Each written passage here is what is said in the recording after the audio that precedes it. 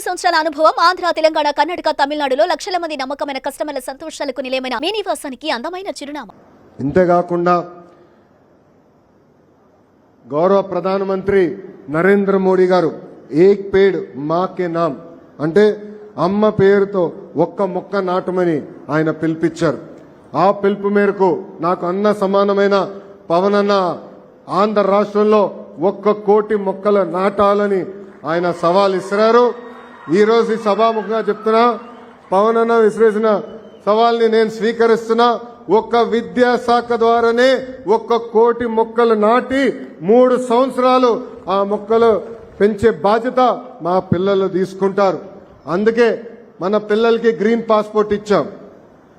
ఆ green passport లో ప్రతి సంవత్సరం మొక్క పెరిగిందా లేదా, 3 సంవత్సరాలు అయిన తర్వాత హెడ్ మాస్టర్ గారు ఆ గ్రీన్ పాస్పోర్ట్ లో సంతకం పెడతారు. ఎందుకంటే మన పిల్లలకు బాధ్యత పెరగాలి. మొక్క చూసుకుంటూ అనేది ఒక పవిత్రమైన బాధ్యత. ఆ బాధ్యత పెంచేదానికి ఈరోజు మన పిల్లలకి గ్రీన్ పాస్పోర్ట్ కూడా ఇస్తాం జరిగింది. ఇక్కడున్న పిల్లల్ని అందరినీ నేను కొన్ని విషయాలు చెప్పాలనుకున్నా. నా జీవిత ప్రయాణంలో నేను ఎన్నో నేర్చుకున్నా, మీతో పాలు పంచుకోవాలనుకుంటున్నా. మొదటిది,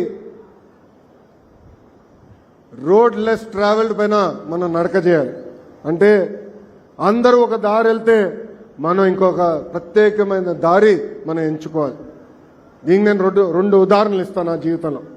మొదటిది, 2019లో గౌరవ ముఖ్యమంత్రి నారా చంద్రబాబు నాయుడు గారు నువ్వు ఎక్కడ పోటీ చేస్తావంటే ఎప్పుడు గెలవని నియోజకవర్గం నాకు ఇవ్వమని నేను కోరా.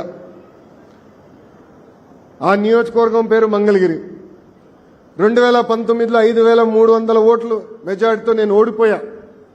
ఓడిపోయిన రోజు నాలో బాధ ఆవేదన వచ్చింది. కానీ రెండో రోజు నుంచి ఆ బాధ ఆవేదన నాలో కసి పెంచి 5 సంవత్సరాలు కష్టపడి మళ్ళీ అక్కడనే పోటీ చేయాలని, గెలవాలని ఆనాడు నిర్ణయం తీసుకున్నాం.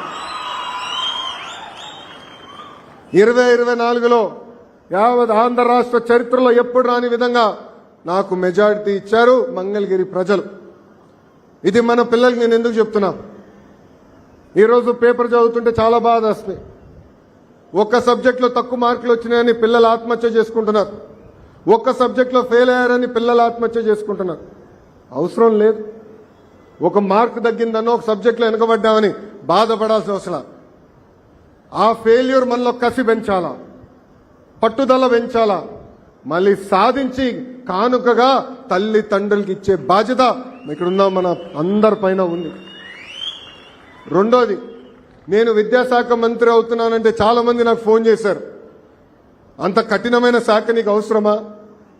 సంఘాలు ఉంటాయి, మధ్యాహ్న భోజనం లేని అటు ఇటు పొరపాట్లు అవుతే మళ్ళీ నీకే ఇబ్బంది అంటే నేను చెప్పా, అందుకే విద్యాశాఖ నాకు కావాలి. కష్టమైన పని నాకు ఇష్టం. ఈరోజు గౌరవ ముఖ్యమంత్రి గారి ఆదేశాల మేరకు మన పిల్లల భవిష్యత్తు తీర్చిదిద్దే బాధ్యత నాకు ఇచ్చారు. అందుకే మీరు చూస్తే అద్భుతమైన సంస్కరణలు ఈరోజు నేను విద్యాశాఖ మంత్రిగా తీసుకొస్తాం జరిగింది. గతంలో మనందరం చూసాం, చిక్కీలో కానీ గుడిలో కానీ మధ్యాహ్న భోజనంలో కానీ నాణ్యత లేకుండా పోయింది. నేను ఈరోజు గర్వంగా చెప్తున్నా, నాకు తెలిసినంత వరకు భారతదేశంలోనే ఏ ముఖ్యమంత్రి పిల్లలకి ఇస్తున్న మధ్యాహ్న భోజనం తినలేదు.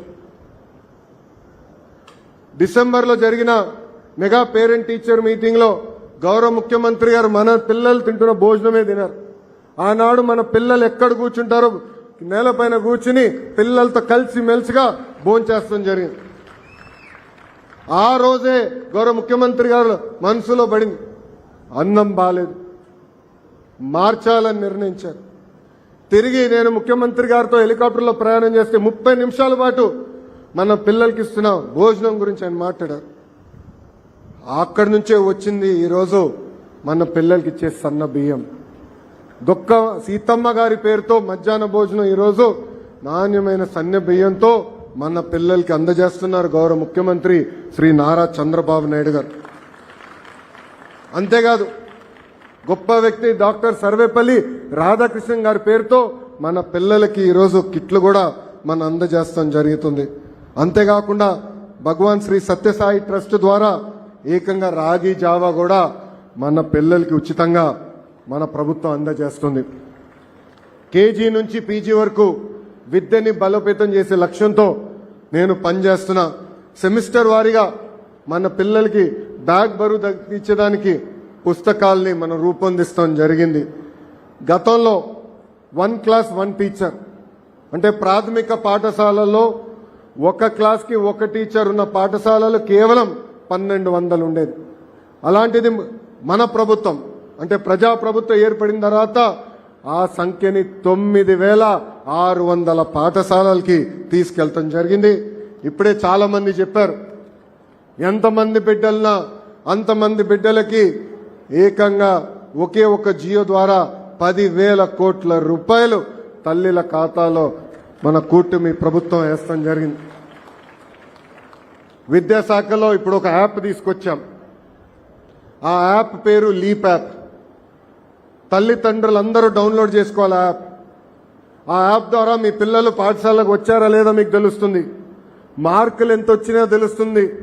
అంతేకాకుండా మీరు ప్రభుత్వానికి ఏమైనా తెలియజేయాలంటే అంటే మధ్యాహ్న భోజన పథకం పైన కానివ్వండి, లేదంటే చేస్తున్న ఇతర కార్యక్రమాలపైన మీరు అభిప్రాయాలు తెలియజేయాలనుకుంటే ఆ యాప్ ద్వారా తెలియజేసే అవకాశం ఉంటుంది. ఇది 1st క్లాస్ నుంచి 12th క్లాస్ వరకు అంటే మీ పిల్లల మొత్తం చదువు ప్రయాణంలో ఒకే ఒక యాప్ ద్వారా మీకు ఆ వివరాలు కూడా ప్రభుత్వం అందజేయబోతుంది. Mega DSC నిర్వహించాం. ఉపాధ్యాయుల కొరత ఉంది. అందుకే ఎప్పుడు లేని విధంగా 16,347 పోస్టులు భర్తీ చేసే మెగా డిఎస్సి నిర్వహించాం. ఆగస్ట్ మాసంలో ఆ ఉపాధ్యాయుల్ని పాఠశాలలు కూడా పంపించే బాధ్యత మేము తీసుకుంటున్నాం. సుమన్ టీవీలో మీ పర్సనల్ అండ్ బిజినెస్ ప్రమోషన్స్ కోసం కింది నెంబర్కి కాంటాక్ట్ చేయండి.